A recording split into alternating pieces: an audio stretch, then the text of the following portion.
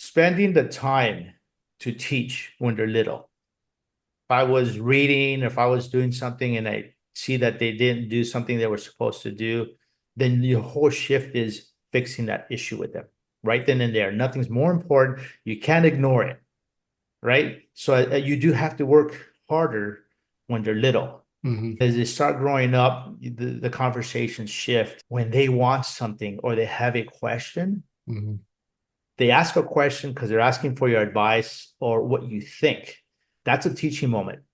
And if you realize that as young adults, that when they ask you something, they're going to absorb everything you tell them. But tell them to do something just because they're not going to listen to you, right? It's their friends and whatever they want to do. So it's like you don't want to nag them. You just wait for those moments when they come, and that's when you teach. Are you a hardworking dad, juggling family responsibilities while dreaming of building wealth through real estate? Welcome to the Invested Fathers Podcast, where we explore how to balance investing and fatherhood. I'm your host, Kenny Johnson, founder of East West Capital.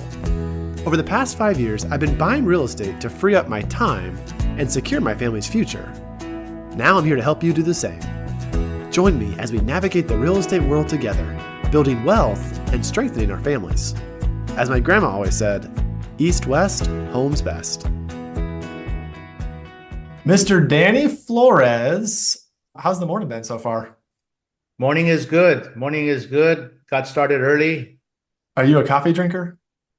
I do from time to time. I don't need it to wake up, but I like having coffee after breakfast a lot of times. Very good. I wake up and I love my glass of water. That's what gets me going. Danny, Invested Fathers, we are going to be talking about your business today, and I'll give everyone a sneak peek. You have 4 boys in the ages of 18 to 22? 19, 20, 21, and 22. So that right there should give everybody a good understanding of the accomplishments you've had to bring them this far and be able to talk to us with a good big smile on your face. Let's go ahead and start by just tell us a little bit about your business, what you've been up to. We buy value-add multifamily deals, and we know that times are a little bit tough in the sense that interest rates are high.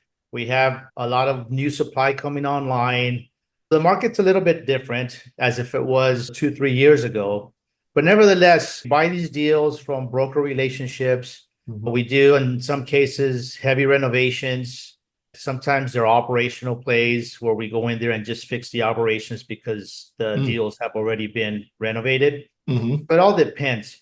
Nevertheless, we're looking for yield, and we look at a lot of deals, and most of them don't make sense. But when we find them, then we go out and buy them, basically. Are you guys in different markets, or is it local California, or do you have partners everywhere? I started in California, but we don't buy in California anymore. Okay. It's a little tough out here with the rent control, but left over from COVID, it lingered on, makes it a little bit more difficult to take out bad tenants. So we are out of California. We're actually in 4 different states right now, in Arizona, Texas, Florida, and North Carolina. Very good. I have invested in a few different deals: Colorado, Texas, Arkansas area, Midwest, but my roots are in local deals. Was that transition, especially during COVID, was that like a grueling plunge, or how has that been for you in your business going out of state? Yeah, it's like, in a sense, it's totally different. Yeah. And not. Okay. Because if you know what you're doing and you've done it more than once, and we had, because I started in the business over 20 years ago. Okay. In California, buying deals, managing our deals. I started a property management company in 2006, which I've sold about 4 years ago. So we knew the industry really well and how to fine tune. All you're doing is building a team, not as close to you, right? You're able to travel so you can get there. And you're looking at deals. It's a little bit different than just getting in your car and driving to the deals that you're looking at. Right. But nevertheless, you start building relationships with brokers, which wasn't that difficult because I have a lot of relationships out in California. So for me, it's just dialing a different number and then going out, visiting the areas, getting to know the areas. So you have to get up to speed on the economics in the area. But no, not that difficult. It's just a little bit farther away. Your phone call away, your Zoom call away, your emails away from your team. Yeah. And it's doable. Most of your work, other than the traveling, able to do from home, I presume. I can be anywhere in the world. That's the Well, beauty of it. exactly. So 20 years of work. Sounds like you've been around the block in not just real estate, buying homes, but you had a business, property management business, which I'm sure just continued the circle of connecting dots and building relationships, networking. Mhm. You have 4 boys, 19, 20, 21, 22. So actually, it sounds like you probably started doing this work when they were coming into the picture, if you're tracking ages and such. Growing up in your household, what did it look like to be at home? Was your dad doing something like what you're doing? Lots of brothers and sisters. Tell us about your childhood in that way. Yeah, I come from the typical Hispanic family. Father works, mom stayed at home. My dad was self-employed. So from a very young age, I seen him work on his own, work hard. He had an appliance repair business during the day and a janitor business at night. He worked long hours. We didn't get what we wanted, like all the name brand clothes and the vans. Mm-hmm. We had to buy that on our own if we wanted it. Mm-hmm. But we had everything we needed, is what I always say. Mm-hmm. I have 3 sisters, so there's 4 of us. He put us all through private school, all the way through high school. Wow. So he worked hard and he taught us the value of working hard, right? But he didn't have the mindset to grow. Because I remember as a kid, I would ask him, I said, how come you don't hire people to help you in your business? He goes, if I do that, then I have to pay everybody else and I don't get anything. So that was his mindset. Okay. But nevertheless, it's an insight to being an entrepreneur in a sense, even though he was self-employed, which is a little bit different. Right. He was strict. Yeah. It's, hey, you get in trouble. It's like the typical Mexican family. You got to follow the rules. I did it all the time, so I was getting in trouble a lot, just testing the limits. But nevertheless, I learned to work hard. I learned to be honest with people. I learned to treat others right. He was real big on that, right? Real big on just being honest, being a good person. My father passed away about 4 years ago. My mom's still alive. But one of the biggest things that I remember from him is he always held my mom's hand. Always. He always opened the door for her, to the car, to the restaurant. He always took care of her. It was him and my mom. Where they went and everything they did, it was them together. Wow. So those are good lessons, right? You carry them with you and you live the same way. I've learned how to work hard, but my mind was a little bit like, I want to go bigger. How do I get there? So that was, yeah, it was really cool. I love hearing that about holding the hands and how that stuck out to you. I feel those things that you pick up on, I'm sure he told you he loved your mom and there were things that were said, but when you see these things done over and over and, opening the door, it becomes part of you and you're able to take that and say, oh, this is what I believe as well. And it also speaks, I think, volumes in he worked a lot. Money was tight in a way. You said you didn't have all the things that everyone else had, but you had what you needed. And he felt the need to get you guys all through this private school. Maybe you could tell me about that. Why do you think this was the schools around really bad, or what was the value in that type of decision, in your opinion? The schools were not bad.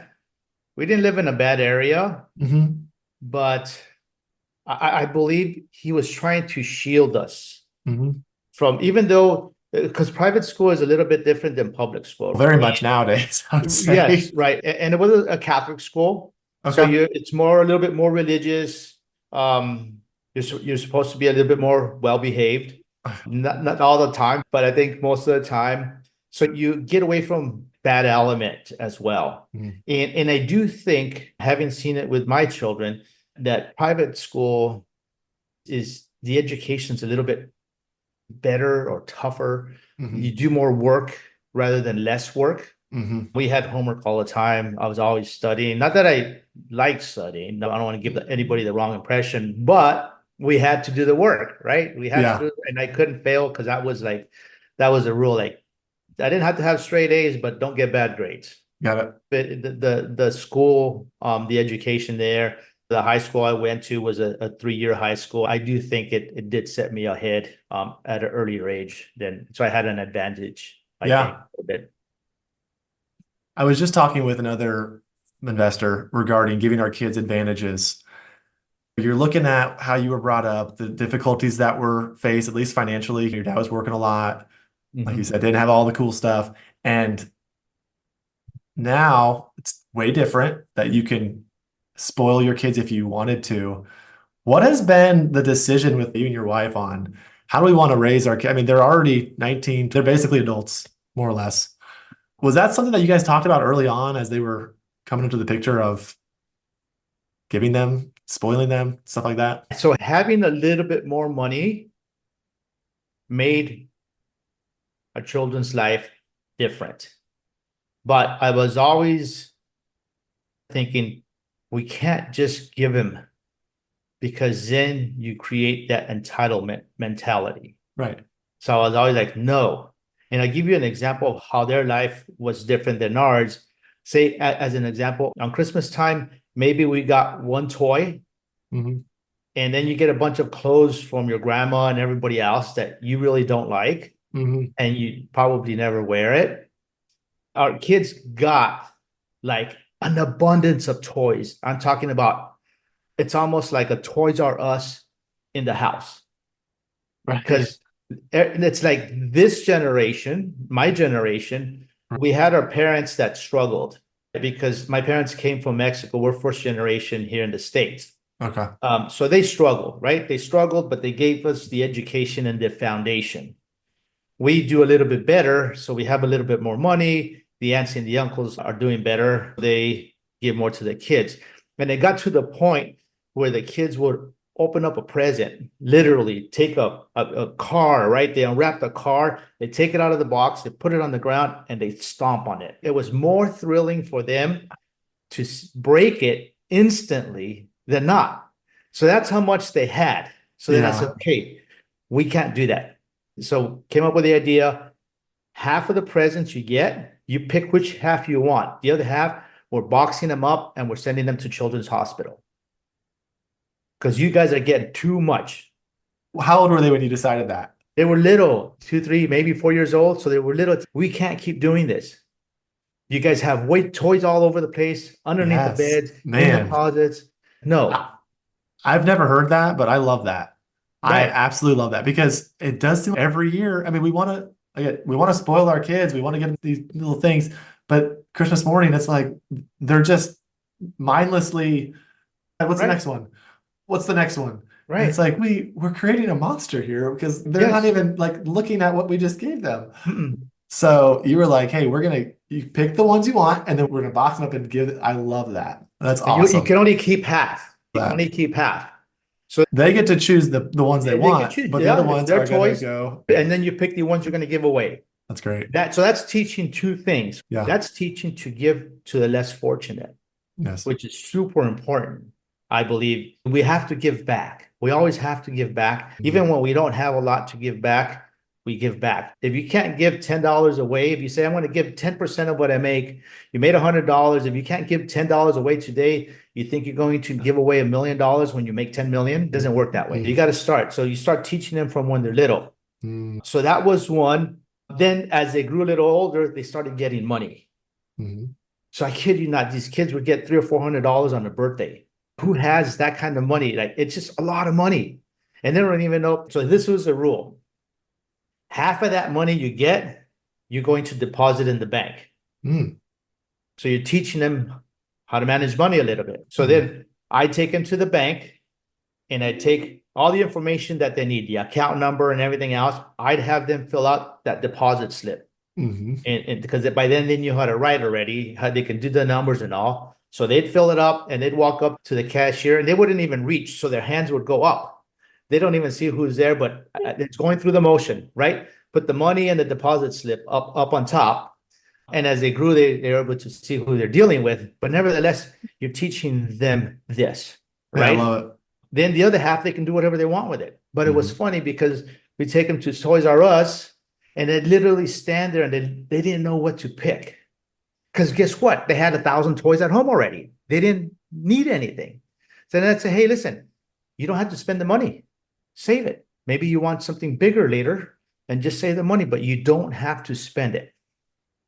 So we try to limit them, right? Mhm. Limit them. We like to go out to eat in restaurants. Mhm. And so they know all the restaurants. They go out all the time. Whereas when I was growing up, we went out 2 or 3 times a year when there was a special visitor. Other than that, mom's cooking at home because they don't have the money to take you out.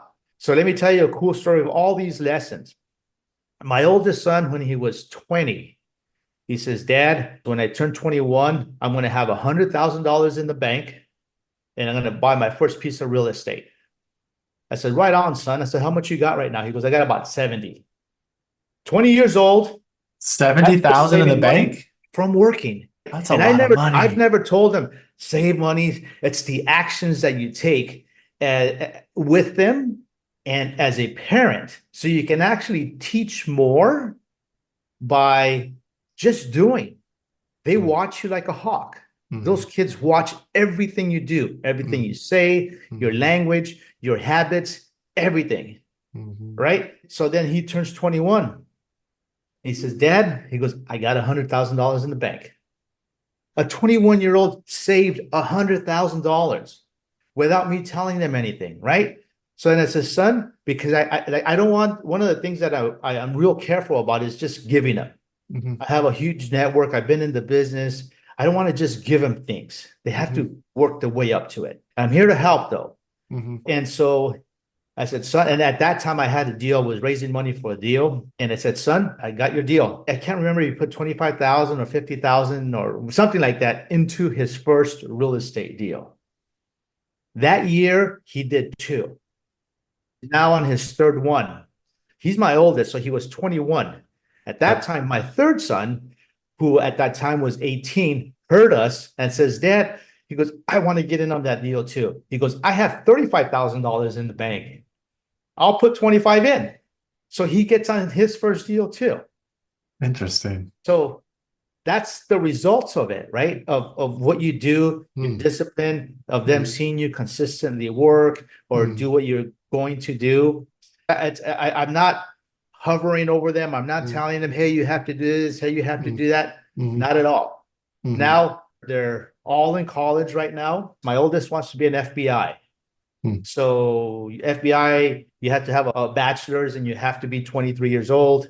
He'll be 23 this year, but he's got 1 year left and he's working on his application so he can do an internship with the FBI. And hopefully he's hoping to be in the agency next year. My second son is in Boulder and he has a real estate major. Mm. Got a year left there. He wants to get into business. Okay.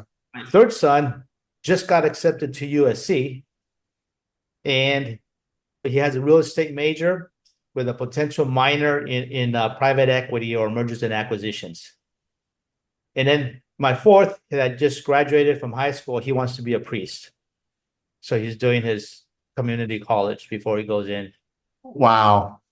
Before this summer, my third boy was looking for an internship in Okay. the real estate business. And I was talking to a friend, and he happened to tell me that they had a great internship program at Matthews Real Estate. They're looking, so they're doing the legwork. I'm not just calling them up and saying, hey, stop watching TV. Mhm. Here's an internship. No, they're Mhm. looking, right? And Yeah. my other son in Boulder was also looking. So I says, you know what, let me help him. And I put him in contact and they were able to get the job, both of them. So one did an internship in Denver this summer. They're almost done. And the other one's doing an internship here in Irvine. Wow. So they have a leg up, right? They're utilizing it. They're working hard. You know, Yes. they want to be the best in their class. They want to do well.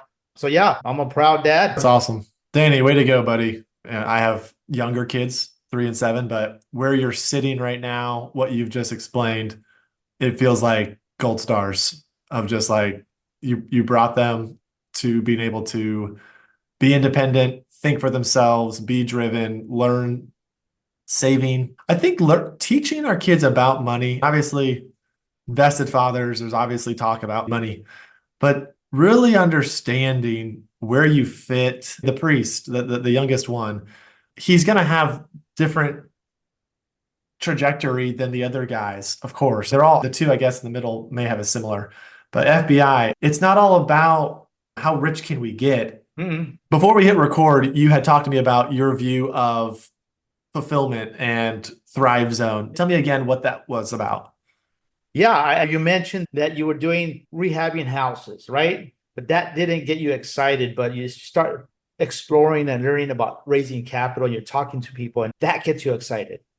So you have to be passionate about what you pick to do as a profession, as a way of making a living, as a way of helping people, right? So if it gets you excited and it gets you passionate, you're not working, you're just having fun, right? And you're making a little bit of money, and maybe you're helping other people. Because in our businesses, we bring in investors, and our goal is to be able to help people increase their wealth, live a better life. We do the work, and you guys, whoever likes to invest with us, invest their money, and we want to just produce great results. And that's exciting because you're able to do that. So I have my boys invest in our deals, right? My mom invests, my sisters invest, my cousins invest, my friends invest. That's a lot of responsibility. You can't fail, because if you do, guess what Thanksgiving dinner is going to be like? Not too good. You might You'll be be the turkey outside. they're That's cooking. to say. Exactly. Yeah. No, it's good. But you're able to change their lives, right? That's the thing, that you're able to give them, whether it's a lot more money or a lot less money. Money isn't everything, but it sure helps the world go around just a little bit. And those are the lessons I've always taught my children. Treat everybody nice. Everybody, you got to treat everybody nice, because you never know on your way up what happens, and you don't ever know when you can lose it all. And you don't want anybody saying, hey, you know what? That guy thought that he had it all. Nothing's permanent. So you got to give back. You got to treat people nice. And it's a good way to bring a smile to somebody's face. Talk to me about that uncertainty, that like, hey, you may lose it all. As you've parented, as you've done business, and I think specifically more so in the values, the mindset that anyone can have, no matter if they're making $100 an hour or $10 an hour or $1 million an hour.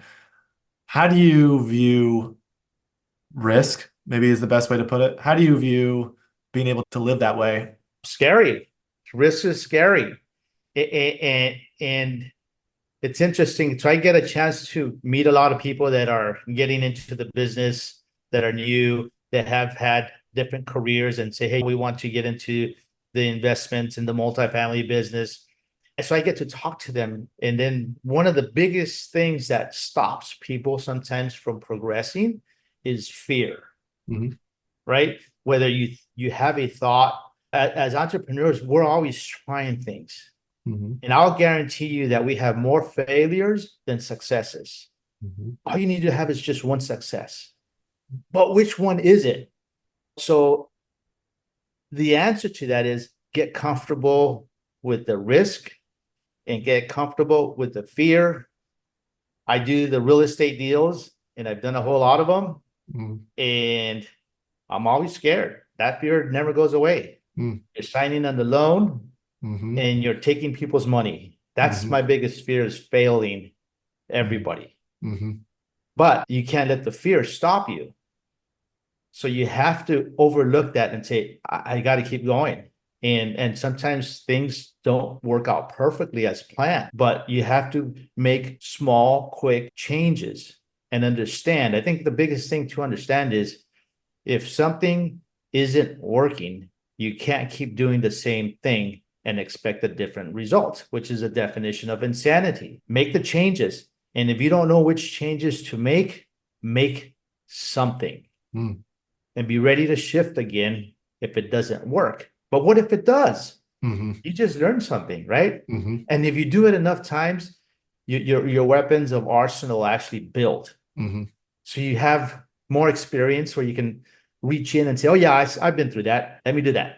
And it's just experience. You just get better. But the fear doesn't go away though. Yep. that leads into a question that I would have on your why.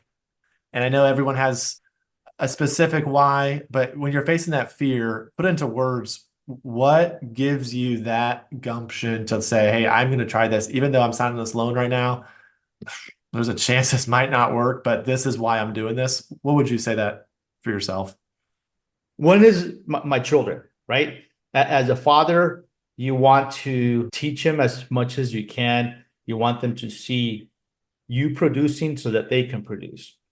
And I say this carefully about giving them a better life because it's not giving them money. It's not buying them that new car, that BMW. It's, hey, you guys got to go get it. I'm going to teach you how to do it. But if you guys want to make $100,000 a month, which my kids have told me that, I'll teach you how to do it. It ain't coming from me. So that's one. And then the other whys are, hey, yes, I like to travel. I like to do other things. I like to be able to treat other people and be generous with other people. It's a good feeling. So those are like smaller whys, but they're still part of the deal. Hey, I have the freedom, right? Do what you Yeah. want to do. Yeah. Be out in South America or in Europe or something, and you can still be working. All you need is a laptop and a phone. That's right. I'm going to ask you a question now about the idea of the kids are grown. You're going to be a dad forever. That doesn't just stop. Mhm. But along the way, we have different dads listening with different ages of kids. Mhm. What have been some intentional memory or power of moments that you discovered along the way or were intentional about saying, hey, this is something that I feel like I want to make sure we do, and this is important. And now that you've done it, you can look back and say, wow, I'm so glad we did these things or created this type of environment. So when they were little and I was new to the business, I had to work a lot of hours, right? One of the things that I always made sure is that I always came home for dinner time. So it was real important to me to be able to sit down with my family and have dinner with them, no matter what. I always worked with them on their homework when they were little. So they knew that when I got home, I had an office. So on the wall, there was like 4 slots. Okay. So they did their homework and they dropped their homework in those slots. So I sat down and I had dinner with them, which is family time. That's super important. Then after dinner, I'd go through their homework with them, each one individually. Say, hey, you got to do this. Hey, you have to do that, fix that, and teach them whatever it was, math. We'd spend time reading with spelling words. And then when it was time for them to go to sleep, make sure they brush their teeth, tuck them in bed. And they were always really good about bedtime is bedtime because I taught them from day one that, hey, you got to get in bed. They ain't going to be running around, or we're not calling nanny 911 or anything like that. This is what you're doing. So they did it. And in the morning, I would take them to school. So I always dropped them off at school and then went into the office. So as you're building, I think it's really important not to forget what your real position is, what your real goals are. It's for your family. And spending that time, that quality time with them, I think helped a lot in the results that exist with them. I don't have to tell them, hey, get up, go to work. I'm like really lucky that they are self-driven. Yeah. They go out and they do what they're supposed to do. You say lucky. I feel like you've stacked the cards in your favor that they would not be lazy and unproductive citizens of this earth from your example and your teachings. I would argue like you've made sure that they had a clear path. Of course, they can choose their actions. And Right. you cannot force that. I mean, you can force them when they're young to brush their teeth and get in bed at this time. And like, there's a level there where I cannot make this person do anything. And even though I have given them all of the instructions on what is right, there is still that chance. I think part of it is one, spending the time to teach when they're little. If I was reading, if I was doing something and I see that they didn't do something they were supposed to do, then your whole shift is fixing that issue with them right then and there. Nothing's more important. You can't ignore it, right? So you do have to work harder when they're little. Hmm. As they start growing up, the conversations shift. Now, like the young adults, right? So I'm not Hmm. going to be telling them what to do. Um, but when they want something or they have a question, Hmm. they ask a question because they're asking for your advice or what you think. That's a teaching moment. And if you realize that as young adults, that when they ask you something, they're going to absorb everything you tell them. But tell them to do something just because they're not going to listen to you, Hmm. right? It's their friends and whatever they want to do. So it's like you don't want to nag them. Hmm. You just wait for those moments when they come, and that's when you teach now. So it shifts a little bit and they'll listen to you. But like I said, because if you're like a parent that says, hey, you got to do this, hey, get up, go here, go there. Did you change the oil in your car? Did you Hmm. wash your car? It's just that doesn't work anymore because they don't care. They're going Hmm. to do what they want to do. Danny, this is going to shift a little bit. There's just been great successes. The boys have developed greatly. Their career paths are flourishing. Couldn't have all been like that over the years. Um, Tell me about something where things looked bleak, or you made a mistake, or something where it's like, wow, I don't want to go through that again. Anything come front of mind in that way? They were boys and they got in trouble. One time they decided to take kitchen knives and play swords, literally. And one cut the other one, and there we go to the hospital. Let's just say one of them decided that they're going to be getting in trouble or just not doing their homework and start failing in school. I'm not saying they're perfect, Mhm. but like big, huge issues that sometimes happen because your kids start hanging around maybe with the wrong crowd. Mhm. I have a good relationship with them all. Mhm. And sometimes they'll say, hey, my friend's this and my friend's that. I say, hey, look it. And I've always told them, look it, you can't change or nor you should try to change anyone. Right? If your friends say, hey, let's go steal a car or something like that, says, let them do whatever they want to do, but just don't go with it. Don't participate in that. At an earlier age, twice they asked me when they were younger. They asked me, Dad, if we got in trouble, what would we do? And the trouble they were asking is if they got picked up by the police, right? So they're teenagers, they're going out, like what happens? What are we supposed to do? I said, well, I told them, I says, call me. I want to be the first person you call. And I will drive down to the police station and I will pay them to keep you in there twice as long. And I told them, I have friends and I'll figure it out, but you're going to be there as long as they can keep you in there. I'm not Wow. saving you. So that's what you can depend on me for, right? And twice they asked, and maybe the answer would change, and the answer is still the same.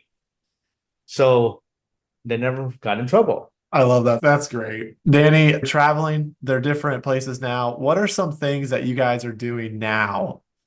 Favorite pastimes, we're all together. What are some things you guys are get excited about? Things you plan ahead for? Just fun things that we can get some maybe ideas of what we can do with our kids in that age. Yeah. So I like to have at least one big family vacation. Okay. And from when they're little, it's always been like, we got to go somewhere. And we went like in 2019 before COVID, we went to Brazil. So we do traveling. We'll go to Hawaii, go to Mexico. You're right. As they get older, they're busy. They have work schedules, they have school schedules, and Mhm. none of them align. They're all Mhm. over the place. Different Mhm. schools, different schedules. They have finals. So it's really difficult to get everybody together at the same time. This year, we were supposed to go to a dude ranch in Colorado. Mhm. And I don't know if you know what the dude ranches are, but basically you go out in the prairie, you get your cabin, and they assign horses to you, and you basically ride horses for an entire week. They take you on different trails. It's a lot of fun. You do whitewater rafting. So they're like physical activities, and the boys love that. I love doing that too. Mhm. And it's just hanging out, right? We go hang out and we do a vacation like that. Now, the crazy thing is that the week that we got him all to align, then my son, he goes, I got accepted to SC. He goes, we have orientation that week and Ah. we can't move it. And I was like, oh, he goes, he told me school's a priority. he told me, it was like, oh, okay. All right. I get it. I understand. I'm supporting that. So we had to cancel. So then one of my other boys says, he goes, hey, why don't we go up to the river to Havasu, Lake Havasu up in Arizona? I said, okay, we'll take the boat out there. So we'll go, but next week, we're going the next week after that. But I have a feeling maybe one of the boys is going to be missing because that kind of messed up the schedule. But it is what it is. We'll go another time and we'll take whoever can go. But it's doing those kind of physical activities, spending a week, like one solid week together. And then I try to do lunches and dinners and breakfasts, whatever I can get, right? I'll call them and say, hey, who's available this week? Let's do this. And one could, and the other ones can, whatever. So I do one-on-ones, two-on-ones, or threes, whatever I can get. I do lunches. I talk to them all the time, ask them how they're doing. You have to nurse their relationship. Yeah. I can just tell by your answer how much you love spending time with them. And they're your boys. There's four of them. And it actually did make me think, your poor wife, not being able to have that princess cuddle time with a girl. But how's your wife been doing through everything? No, good. We wanted four boys. Yeah. Let me rephrase that. We wanted four healthy children. Okay. Boys or girls. I always wanted a brother. I never had one. I had three sisters. I was blessed with three sisters. But maybe God said, hey, you know what? I held back, but here you go. I'm going to give you four. Oh, I love it. Danny, thank you so much for sharing some of those insights. It's encouraging to know you keep the principles strong in the beginning. You prioritize time with your children. And as they grow, you can't just spoon feed them, tell them exactly what to do, even through the tough teenage years. Mm-hmm. And at the end of this, 19, 20, 21, 22, you're in a stage where you are really enjoying their development and obviously still having activities with them. A key takeaway, maybe something that you feel like dads are missing, something that you feel like is a problem potentially in America or just with a lot of dads out there, something that you could advise us in, but just some words of insight as we wrap up. If your children are small, you have an opportunity, spend time with them and think about the things you want to teach them and be a good example to them. As they're getting older, if your children are older, I think it's just talking to them, right? Just talk to them, not being judgmental. As you get older, you have to be accepting that they're becoming young adults. They're not going to be perfect like how you want them. And I reflect back as my relationship with my father, where he wanted to keep a hold of me, and I fought. We battled because of that. And so I took all the things that I liked from my parents and came up with my ideas too and mixed them. And it's make sure they know that you love them, tell them, give them hugs, and give them advice. It's more advice than saying, hey, you have to do this, you have to do that, because that drives them away and pulls them away. They get who likes to be told what to do every step along the way. So it's building a friend relationship, even though you're still the parent. Just listen to what they tell you. Here's the thing is that not every time when they tell you a story do they want you to react to it. Sometimes they just want you to listen. And you have to be able to read that. And that's as they get older. And if you can master that and not just, hey, you should have done this. Hey, you should have done that. They don't like that. I know I don't like that as I was growing up. So I implemented that with them and just hang out with them. Have a good time. Danny, thank you so much for being an invested father. It's been so good to hear the stories. Thank you, Danny. Danny, final ways we can track you. Someone wants to find out more about Danny Flores. What would they do? You guys can reach me through my website, www.primecapi.com. Thank you again. Take care. Thanks so much. My name is Danny Flores, and I'm an invested father. Thank you for listening to this episode of the Invested Fathers Podcast. If you liked this episode, we would love for you to click subscribe and leave us a 5-star review. We appreciate all of your hard work as a father and look forward to our next episode together.